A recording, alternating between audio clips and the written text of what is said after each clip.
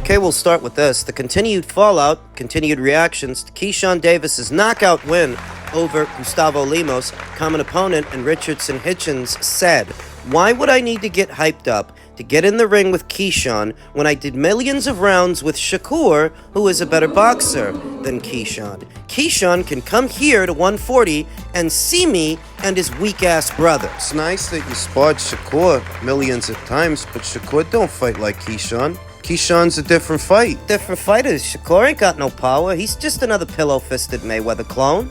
All right.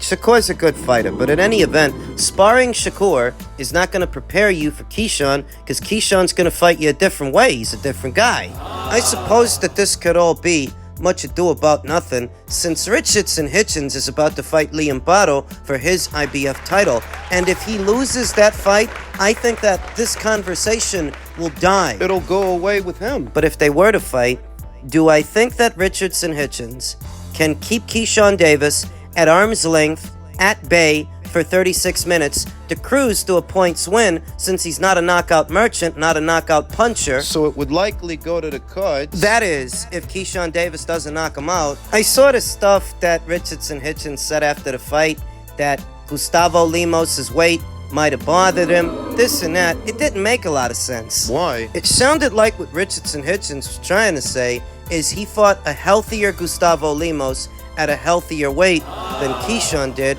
which doesn't make a lot of sense. Why? Gustavo came in heavier for Keyshawn than he did for you. Gustavo came in at, what was it, 141 for Keyshawn, whereas he made 140 for you? Don't forget the rehydration cap. Well, there was a weight cap both times. There was a weight cap when Gustavo fought Richardson Hitchens, but there was also a weight cap the day of the fight when he fought Keyshawn Davis. So it's the same thing. Sounds to me like you've got a case of the green-eyed monster. Sounds to me like you wish you would have did to Gustavo what Keyshawn did to Gustavo. A lot of these pillow-fisted Mayweather clones, like Shakur Stevenson, like Devin Haney, like Richardson Hitchens. You can't punch. Envious of the guys who can. Envious of the guys that can go in there and close the show. They seem to think that boxing is about anything other than punching a guy in the face and maybe knocking him out. They think it's all about sugar and spice and everything nice. And subtle. And science, the sweet science. Let me tell you one thing, sweetheart. Boxing ain't for the wine and cheese crowd. People pay for the brutality. You can't brutalize a guy the same way that Keyshawn did. There's a bigger chance that Keyshawn brutalizes you than you ever brutalizing him. What this heralds. The years go by, and as the years pass after Floyd Mayweather's departure from professional boxing, we're seeing less and less of these Mayweather wannabes, Mayweather clones. Young guys going out there with that Philly shell, putting on boring performances, being economic with their output. That is dissipating. The influence of Floyd Mayweather and his boring style of fighting, just that minimalist approach, and so many young fighters trying to duplicate it, Thank God. it's going away. And we're seeing more action fighters in the American boxing scene, like Floyd Schofield, like Keyshawn Davis, Abdullah Mason. That are not boring, that are not sugarfoot fighters or sweet scientists. Because what the Mayweather era did was convince a lot of young guys that the only way to win a boxing match is to be boring. Stop trying to be him, because you're not him. When he was your age, he was brutalizing guys. He only became a boring boxer as a result of his hands becoming brittle. You're doing it, you're just doing it because you want to be like him. And you're not original. I don't know that Keyshawn Davis and Richardson Hitchens are actually on a collision course because they're separated not only by weight, but by the promotional banners they fight under. Keyshawn's with Top Rank. Richardson's with Matchroom. Will they ever fight? I don't know. I mean, by the time that Keyshawn Davis is ready to move up from 135 up to 140, Richardson Hitchens might be moving from 140 up to 147. Will they ever fight? Richardson Hitchens is a pure boxer, where Keyshawn Davis is more of a boxer puncher, and historically, pure boxers do have an edge over boxer punchers. So that is worth noting. Is Keyshawn Davis the kind of fighter that could make that adjustment? What adjustment? Earmark of the boxer punchers, they can box when they need to and punch when they need to, though, because not all boxer punchers are created equal. Some are not as adaptable as some others. There are others who can hit the switch and lean more towards the punching than the boxing, being the aggressor. Canelo at 168. He's the best example of a boxer puncher that can hit the switch, to be more aggressive, apply more pressure, behave like a pressure fighter. Even though he ain't one. Not every boxer puncher can do that, but the special ones, they can. Is Keyshawn one of the special ones? Yeah, he might be. Maybe. It's not a huge adjustment, believe it or not. And it's all centered around the fighter's comfortability, being the one that initiates, being the one that comes forward and lets punches go. How comfortable is the boxer puncher doing that? That's what determines how good they are. Not just hanging back on the back foot, setting up counters, but also coming forward and opening up the opponent, opening up on the opponent. That's what determines that. How comfortable is the guy leading the dance? I think Keyshawn, he could be one of the ones that's comfortable doing that. Looks like it. Just on the face of it. Keyshawn Davis versus Richardson Hitchens? I would lean towards Keyshawn Davis. I think he's better. I think he's more malleable. I think he's more talented. We may never know. Like I said, they're separated by weight and promotional banners. Maybe they never fight. But if they do, I think I'll go with Keyshawn. Keyshawn. In men's welterweight news, Ryan Garcia reacted to Jaron Ennis' rematch with Karen Chukadzian by saying, "Boots would get knocked out by me. This referee sucks, and Eddie's got to stop calling his fighters legends prematurely." Says the guy who never did nothing legendary. So I've been seeing people say the usual cookie cutter stuff. That Jaron Ennis got hit a lot, he got hit by a lot of left hooks. What happens if Ryan hits him? People seem to be forgetting something. What?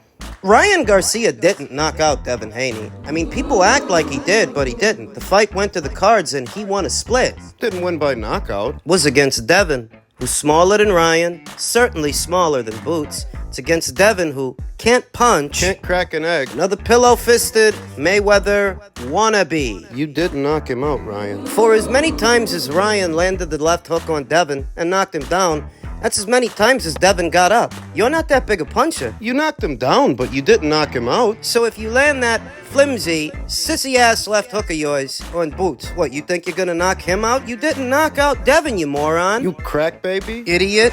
You're gonna be riding that scooter all the way up until you come back. But as soon as you come back, that's as soon as it'll take you to lose again, because you're not a good fighter. Whatever Boots is, you still suck. Suck. Garbage. The theme of this weekend is how much Jaron Ennis got hit and his leaky defense. But Ryan is in no position to talk because you got dropped by a non-puncher in Luke Campbell. Did you forget? You got knocked out by a garden gnome in Gervonta Davis. You quit. You literally gave up. You checked out. You stayed down. That's the kind of man you are. A quitter. Devin, while you're so proud of yourself over what you did with Devin, you only did it coming in 3 pounds over and using banned substances. Cheating. And even with that, you couldn't knock him out. You couldn't knock him out. Most you could do was win a split. It took all that for you to win a split? You're pathetic. Your fans are pathetic. Your dad is a joke. Your career is a parody. It's not even in defense of Boots. It's because you suck. You're everything that's wrong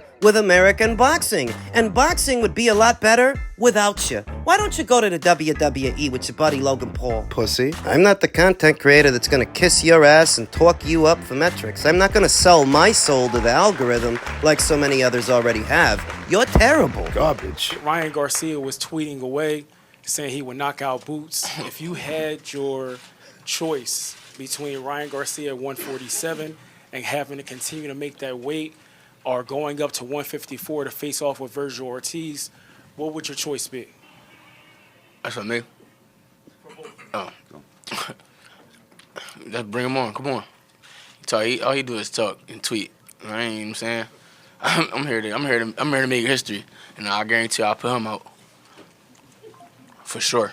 It's like I'm living in a Twilight Zone. But talking about how bad Jaron Ennis looked with Karen Chukadzian, how much more bad did Ryan look getting dropped by Luke Campbell, who's not even a big puncher? How shit did he look with Emmanuel to go, who was running laps around the ring? How shit did he look with Oscar Duarte? Ryan is a piece of shit and a coward. After moving up from 135 to 140, he moved up there just to fight 135 pounders, just to fight more lightweights because he was too big a pussy to fight anybody good at 140 from 140. Emmanuel to go was from 135. Javier Fortuna was from 135. So was Oscar Duarte. They were all from 135. That after he moved up from 135, really to above 140 since he never actually made it, all he did was fight 135 pounders. So my guess is, this guy's talking all this shit to move up to 147 to fight who? Guys from 140. That when you moved up from 135 up to 140, all you did was fight guys from 135. So now that you're moving up from 140 up to 147,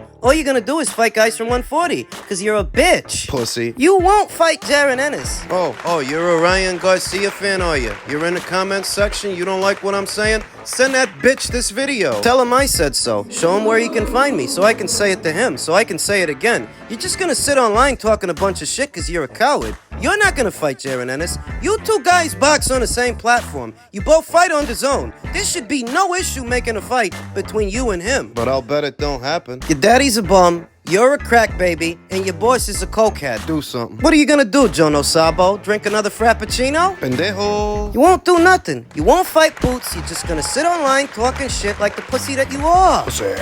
One of the few boxers I've ever seen that actually closes his eyes to land a punch. You know he closes his eyes when he shoots that left hook? Sissy-ass left hook from the Victorville vulva. You're on borrowed time. You always were. I hope you've been taking acting lessons for your life after boxing, because you ain't long for the sport of boxing. You ain't built for it. You ain't tough enough. You're a bitch. As soon as you start fighting again, that's as soon as it'll take for you to lose again. There's only so many gimmicks. That shit ain't gonna help. You can't make 140. We've established that. In all likelihood, you're gonna come back as a welterweight. And you're not big for welterweight. Pussy. No matter what gets said or where it gets said, this bitch won't fight. He won't fight. He won't fight. He's a coward. Like his father. Boots is going to have to be a lot better if he's going to beat those big names, not just at 47 but at 54 as well. But I think you're going to get a much more switched on performance from him against those fighters. Maybe it's time to move up. He was tight at the weight and he didn't look like he had the same kind of zip at 147. But we've got to go away, reflect, and the next decision is going to be very important. There's going to be a lot of fighters that now all of a sudden want to fight him, and we'll see what's next for him. You said to me yesterday, Eddie, you wanted to see a performance which meant that you could get into the ring, you could go into a press conference and sing his praises. Difficult to kind of not just do that now, but also disappointing that maybe he didn't deliver that knockout. I think the performance is always on the fighter, you know, and the coaching team. It was a decent performance, but wasn't the performance that I can jump in the ring and scream and shout about. But it is the performance that's going to make people want to take the chance against him and fight him, which is good news. But he has to be better. He knows that. I still think he's an incredible fighter, and he'll prove it against the very best out there. One thing Eddie Hearn said is true, is that as a result of that performance, you're going to see a lot of these chumps and a lot of these losers, a lot of these scary fighters, some with belts, start to pipe up.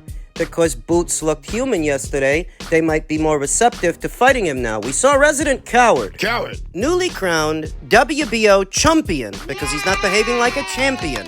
Bryan Norman reacted to fight via his Instagram stories. Thumbs down. Oh, you didn't think he looked good? But how did you look with Boca Chica 2 fights ago? I'm not going to say that people forgot. I'm going to say that people don't know because they weren't paying attention. They weren't paying attention because you're a nobody. You're not the kind of fighter that people pay attention to. Least of all, when you turn down career-high money to box a nobody on somebody's undercard. You fighting all those nobodies is going to keep you a nobody. Even worse, that he didn't fight him. Widow Bryan got hurt, so he couldn't fight on Keyshawn's undercard. In case you're not aware, Bryan Norman is the same nobody that not but 2 fights ago got sat on his ass by Boca Chica. Most people weren't paying attention. Most people don't realize that before Bryan Norman pipes up about how Boots looked with Karen Chukadzian, who he almost stopped, who he knocked down. Didn't you get knocked down 2 fights ago? How did you look? How are we supposed to grade that performance? I am all out of patience with the American boxer and their catty tactics, all to avoid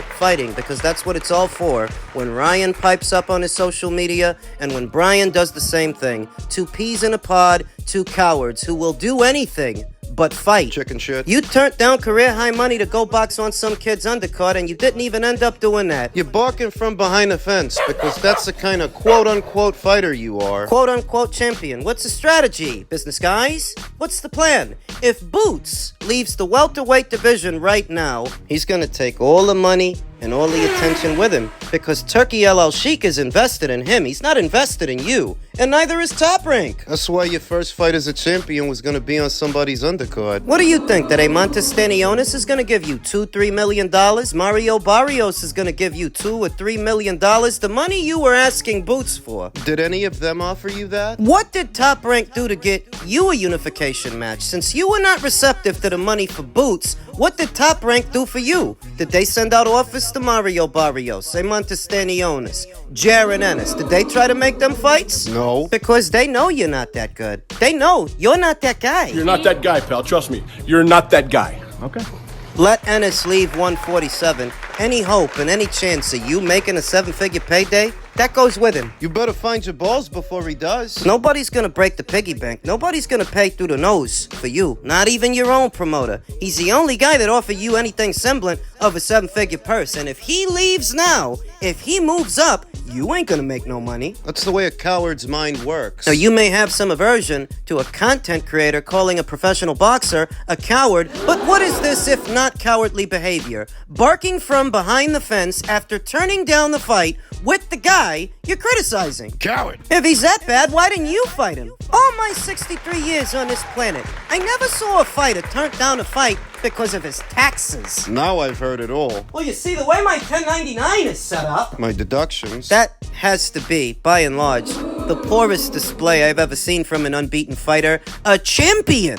A quote-unquote champion! Mulling over his deductions as an excuse not to fight, when you fight for less money than you were offered all the time! And you still got deductions. Taxes and sanctioning fees and gym expenses, people you have to pay, that follows you. Those deductions follow you every single fight you have. And you're all right fighting for less money than they offered you to fight Boots. You're all right because you're a coward. Coward. Maybe Eddie Hearn is right, and now these cowards in the welterweight division will find their balls and find their heart that Boots looked human yesterday. So maybe they'll like their chances a little better. Maybe they'll fight him now.